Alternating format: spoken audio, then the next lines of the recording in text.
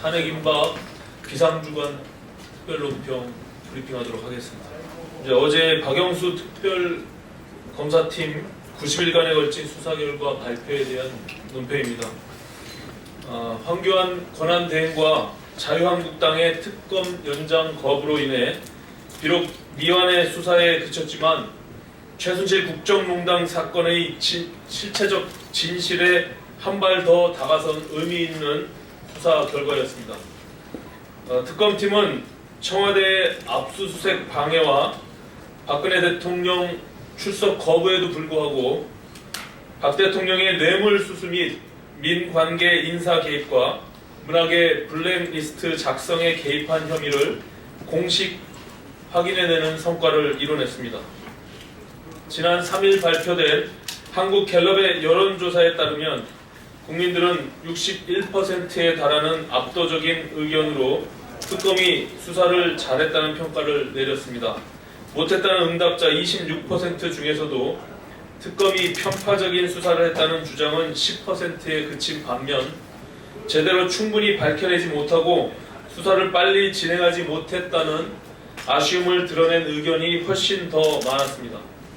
지난 28일 특검의 마지막 정례 브리핑이 끝나자 100여 명의 취재 기자단이 특검팀에 박수 세례를 보낸 것에서도 그간의 특검의 노고가 얼마나 컸는지 충분히 알 수 있는 것입니다. 이와 관련해서 자유한국당의 후안무치한 가증스러운 태도를 지적하지 않을 수 없습니다. 자유한국당은 특별검사팀의 수사 결과 발표에 대해 편향된 여론에 편승한 수사 결과 발표라며 헌재 판결에 영향을 미치기 위한 것이라는 막말을 쏟아 부어내고 있습니다.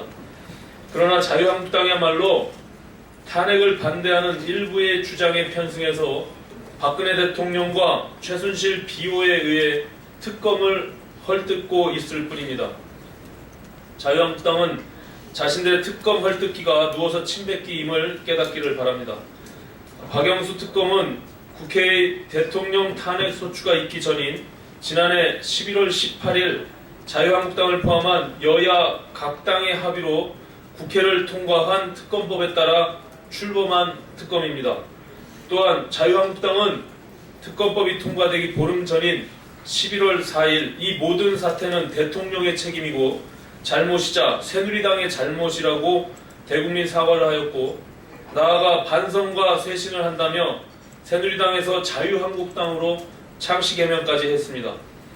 대통령이 아무런 잘못도 없고 특검이 잘못이라면 자유한국당은 대체 사과는 왜 하고 당명은 왜 바꾼 것입니까? 자유한국당이 이처럼 이율 배반적인 행태를 보이는 이유는 너무나 자명합니다. 헌법재판소의 탄핵 인용이 확실해지자 이후 자신들이 져야 할 정치적 책임을 회피하기 위해 어리석게도 불복의 핑계거리를 찾고 있는 것입니다. 특검 수사를 놓고 이토록 안하무인의 태도를 보이는 것을 보면 자유한국당이 헌재의 탄핵 인용 후에는 어떤 막말을 쏟아낼지 충분히 예상이 되고도 남습니다. 자유한국당은 지금이라도 깨달아야 합니다. 자유한국당은 역사의 뒤안길로 사라지는 것 외에 아무런 미래도 남아있지 않습니다.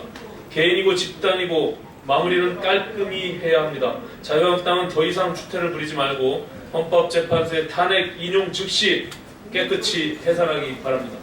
이상입니다.